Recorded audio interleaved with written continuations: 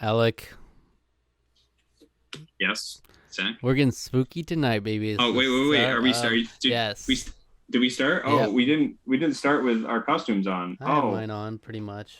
I don't have mine Mine on just yet. doesn't really. The hat doesn't Mine's really work with it. that's unfortunate. It is unfortunate that you will be losing your life tonight. Well, I have a whole party going on over here. A little upside down baby Yeah, and a bride. yeah. It's crazy over here. It's insane. It's crazy. Um, You know what else is crazy yeah, and deranged and wild?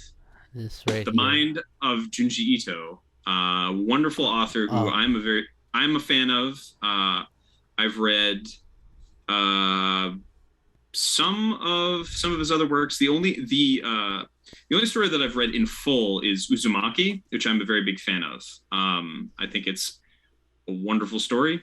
And I posited let's talk about Junji Ito manga. We're looking for things to talk about for Horror Month for our channel, yes, sir. Our and first official spooky thing we're doing. this is our first book review.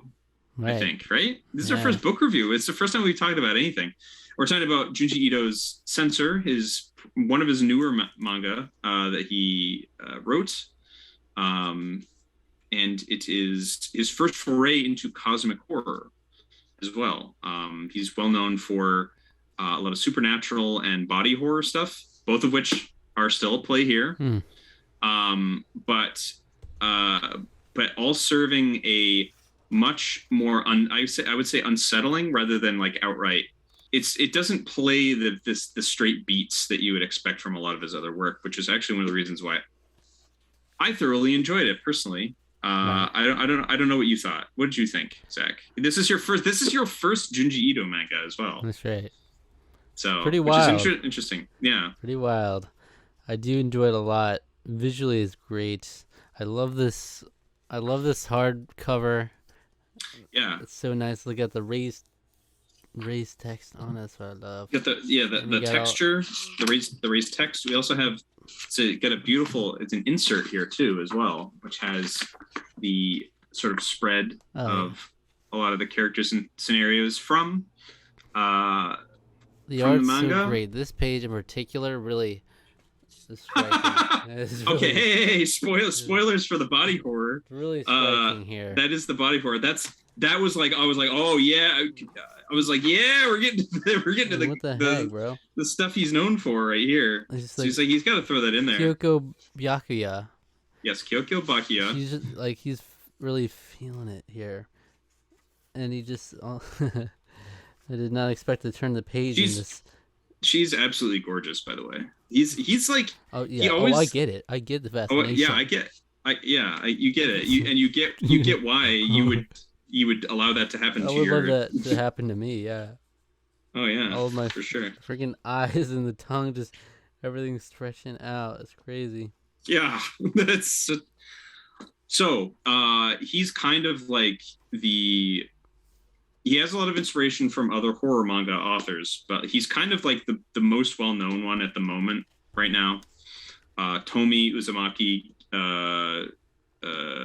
Gyo, a handful of other ones, short story collections he has as well. But he is definitely a horror manga artist, well known for all those works. Zach, what are your thoughts? Besides pointing out to all the viewers, the probably the primary frame of body horror in this. Mm-hmm. Ultimately, we've never done a book review, so it's like, what do we? Ultimately, I thought it was a wild ride, but I don't know, like, what's the ultimate resolution? Like, what's the takeaway from the story of Censor? You know? Well, I suppose it is. It's kind of it's still kind of the fear and the dread of the unknown, that even though something has been pushed back, there still are forces beyond our comprehension, our control, that are still at play, and thankfully it seems like it's on the upswing, but that's not to say that there aren't still challenges ahead. So like, to me, it's almost like I would say that there's like, it is sort of an upward spin. A lot of cosmic horror doesn't always have that. To me, this sort of has like a life is hard and difficult. There's going to be a lot of stuff that happens that we have no control or understanding of, but that's okay. You can still have a fulfilled life. There is a kind of an element of like light defeating darkness, which I think is interesting. I was actually not really necessarily expecting that per se. But it does seem that there is this constant sort of struggle of darkness and light. So there is kind of a sort of this idea that they are in a constant struggle, though we do see through a lot of it, darkness seems to be winning through most of it, but in the end, it seems light has sort of overcome it, at least for the time being. So I think that to me is kind of the higher sort of concept.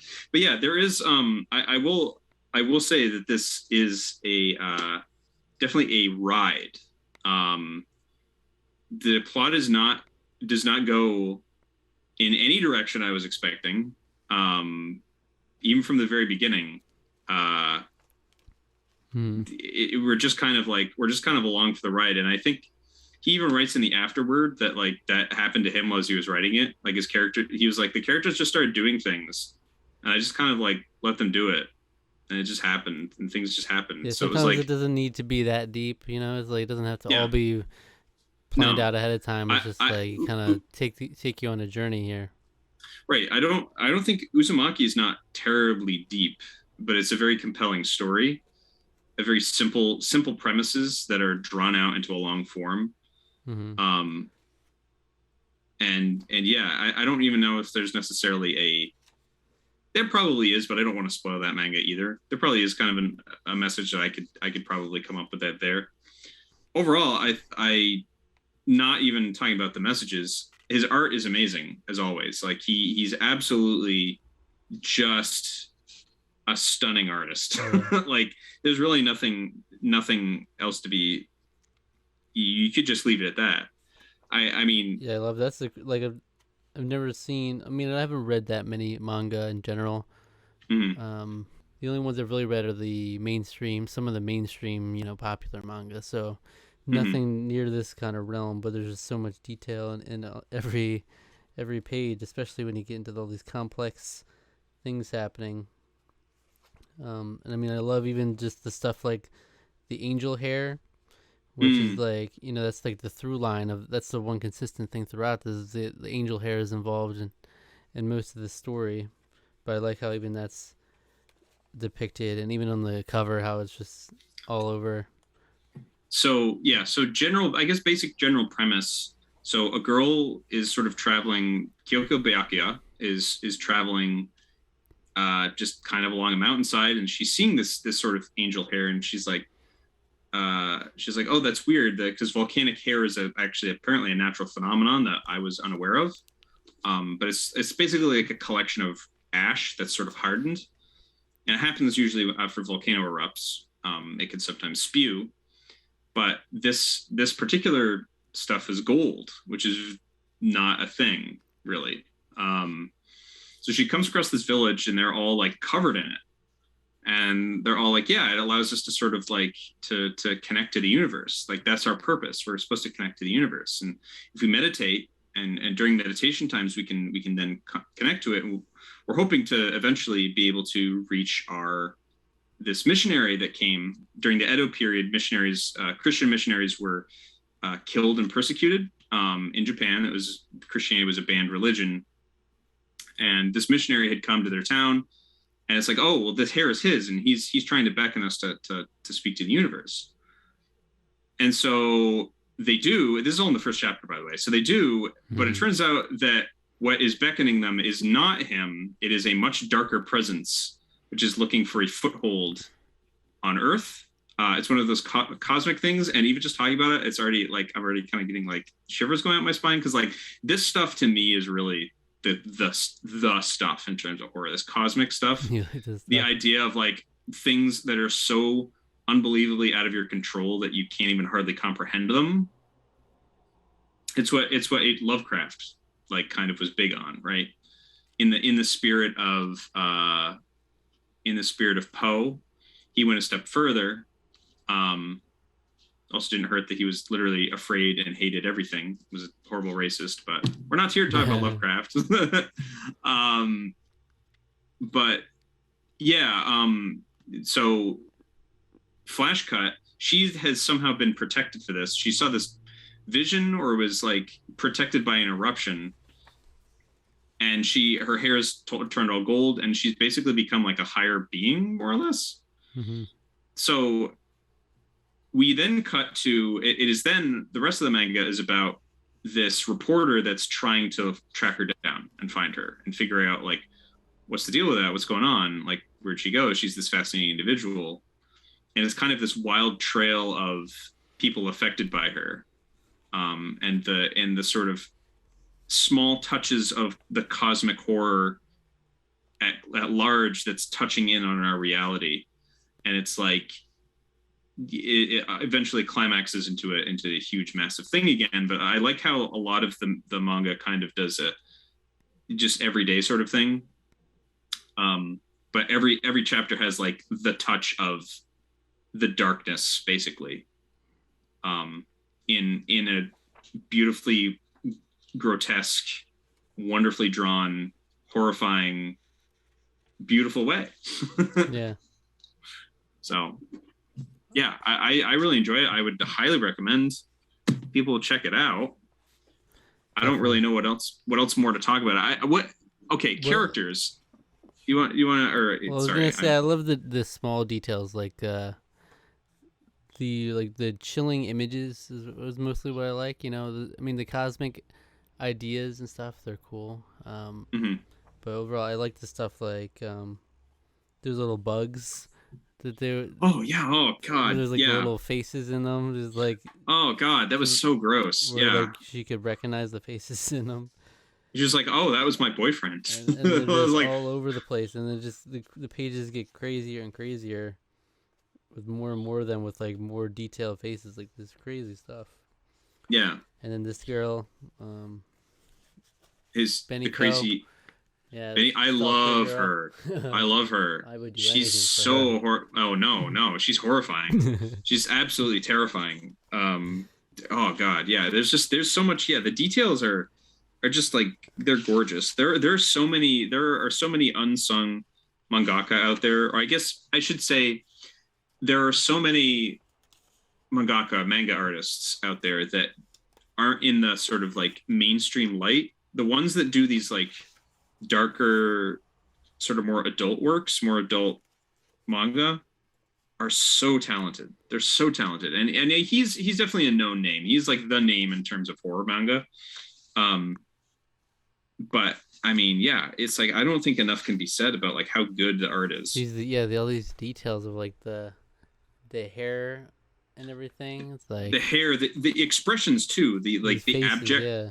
The abject, I think to me, he's always been amazing at is the abject horror that people have on their face, like the terrified screaming. Mm-hmm. He's so good at getting that too. It's like just it's so good. I'm just like flipping through it and just like, he's so good at eyes, the terror in eyes. So like these panels here. So as I was saying, like just fantastic. It's so chilling. It's like it's so good in terms of the details. It's he's always been great at drawing eyes, but like it's very on display in this manga. And so cool. It's just so like so distinct to the the different images that they do. Yeah, for sure. There's a lot that sticks with you. It's one that I want to read again, because I feel like there's almost so much detail that like I almost felt like I was, even when I was reading it slowly, I was still kind of like missing things, you know? Like that's how good and it's kind of like it's interesting. Pulling back here, it's like he fits in so many ideas and concepts in like a very short story. Uzumaki is much longer than this, and that's pretty much just one concept, I would say. this is throwing tons of concepts all out at the same time, and this is pretty short overall. It's only 200 pages, like 8 chapters, right? So Mm-hmm. not terribly long. So, but he's still very effective. Um, still such a good ride. Yeah, I think I'm kind of with you in the sense that like it is definitely more of a ride than maybe having a set story, but like that's okay. But he says it himself. He just kind of Yeah, was going with the flow, basically. yeah.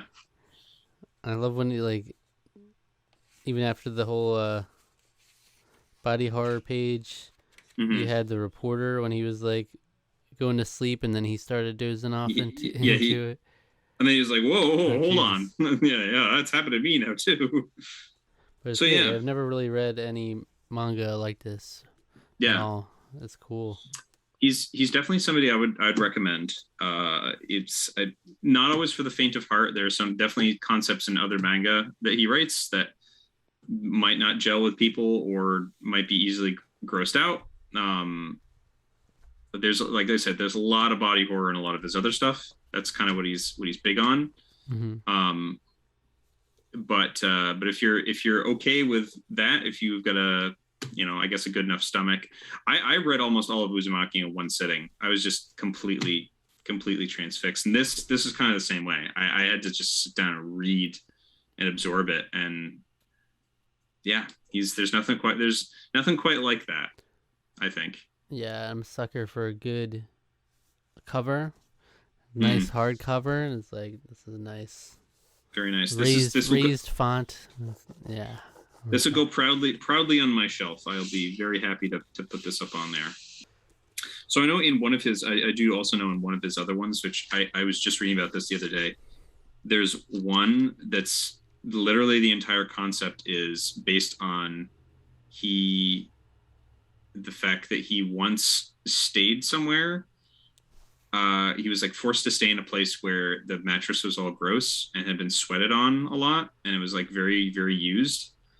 And then it's basically he got like acne from that. And that's all I'm going to say. I haven't read the manga, but that's, I guess, is the concept for the manga, that the inspiration for it. And I was like, oh God, it's probably really gross then if that's the case. Knowing how detailed he is too. So. Yeah, it's great. So what score would you give it out of 10? It's tough to really say. Probably like an 8. I think is probably what I'd say. I thoroughly enjoyed it. I think I would say I preferred Uzumaki. Mm-hmm. There's just like there's a lot of themes and a lot of stuff he covers all at once.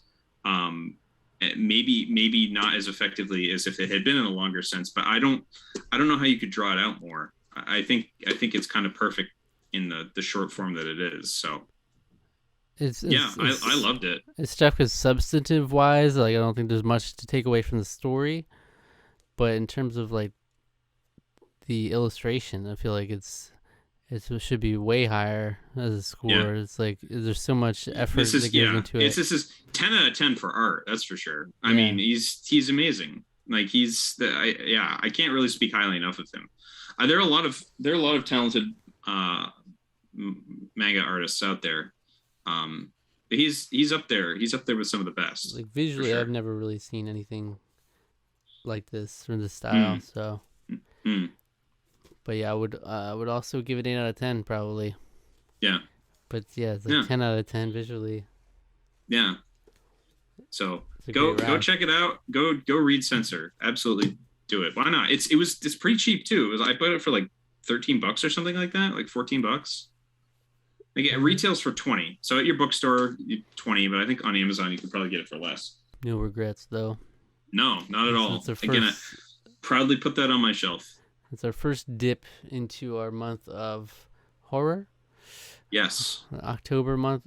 I think I've grown more and more to appreciate this month and the Halloween vibes. I'm really just like, it's so cool. I feel like we take it for granted. It's like the fact that this is an actual holiday that's celebrated by so many people that it's just such weird. It's like just being weird, doing weird stuff. It's like embracing weird in terms of horror. It's embracing weird concepts a lot, or just like weird and like just weird like scary movies in general. It's embracing weirdly like making yourself uncomfortable, and then like all these weird things you dress up, and it's just a weird wild holiday. But yeah, I mean, I think horror has its place in exploring.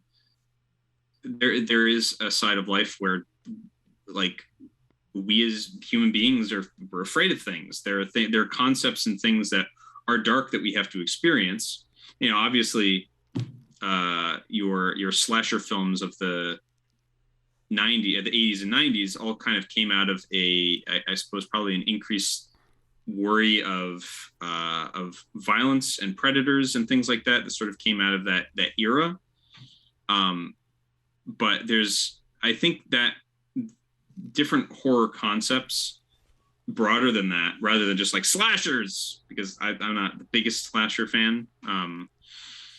I think the broader concepts are the ones that are more interesting because of the ideas and the things that frighten us are worth exploring and worth thinking about. You know, it's yeah, and that's why I'm happy to do this. I'm glad to talk about, you know, stuff I'm not super versed in like this. Yeah, it's like not only that, but just this time of the year is so uniquely different from most other times of the year. You know, it's like a completely unique vibe to it. And living in the Northeast, like both of us do, probably also helps in terms of like how the weather changes so drastically as well. Mm-hmm. That's one thing that I've always liked about living in New England, like I do, is that like there's a temperature difference now, and it's like it just like there's something about that just like immediately feels like, yeah, like this is the season for that, you know? Because you gotta get things cozy. Are dying. You gotta cozy up and you watch scary movies. Yes, cozy up, scary movies, but things are dying, right? Nature is people are dying. Trees are it's like leaves are falling off the trees. Everything's getting cold. Bugs are dying, and yeah. So we have a lot more in store. You know, we did this last year. We tried to do at least one horror thing a week in the 4 weeks of October, and whether it be horror adjacent, spooky vibes, whatever it may be. But we've got some interesting stuff planned, so absolutely it'll be fun.